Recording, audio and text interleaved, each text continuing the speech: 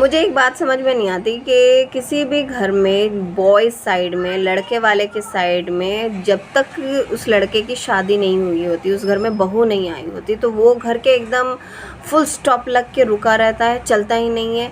सुबह सुबह उठ के 7 बजे माँ को चाय कौन देता है, घर के काम कौन करता है, रसोई कौन साफ़ करता है, सबको टाइम से खाना कौन देता है, सबके कपड़े कौन धोता है, तब काम नहीं हो रहा होता है। पर सडनली जैसे ही बहू घर में आती है तो ये सारी जिम्मेदारी उसकी हो जाती है, और आके हस्बैंड रोज़ शाम को यही कहता है कि तुमने मम्मी को दूध दिया, तुमने मम्मी को चाय दी, तुमने मम्मी को खाना दिया, तुमने ये टाइम से किया, तुमने सफाई करी।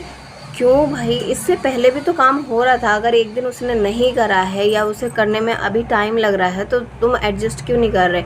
बात बात पे जिस माँ को सुनाने की आदत होती है बहू को, तो उस आदत से पहले भी कोई ना कोई जूझ रहा होगा। तो पहले वाला इंसान कहाँ चला गया जिसे वो सुना रही थी? उससे पहले तो नहीं सुना था कि मेरी मम्मी को सुनाने की आदत है।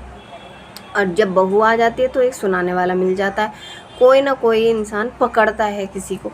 तो मेरी समझ से बाहर ये है कि जब तक किसी लड़के के घर में बहू नहीं आती है तब तक ये काम कर कौन रहा होता है, कौन हैंडल कर रहा होता है, पूरे घर को कौन संभाल रहा होता है। क्योंकि अगर बहू 2 दिन के लिए मायके चली जाए तो भी वो पूरा घर का काम कैसे होगा, ये इनका खाना कैसे होगा, इनको चाय कौन देगा। उससे पहले भी तो दी जा रही थी ना।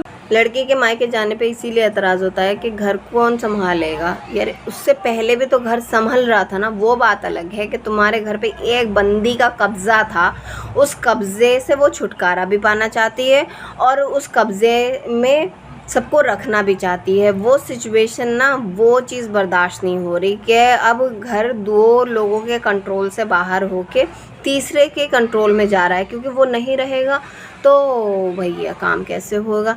ये प्रॉब्लम मेरे ख्याल से जितने भी मैरिड गर्ल्स हैं ये उनसे रिलेट ज़रूर करता है। तो अगर उनसे ज़रा सा भी रिलेट करता है ना तो इस चीज़ का सवाल उठाइए कि इससे पहले भी तो घर के काम हो रहे थे ना, सब कुछ बहुत अच्छे से।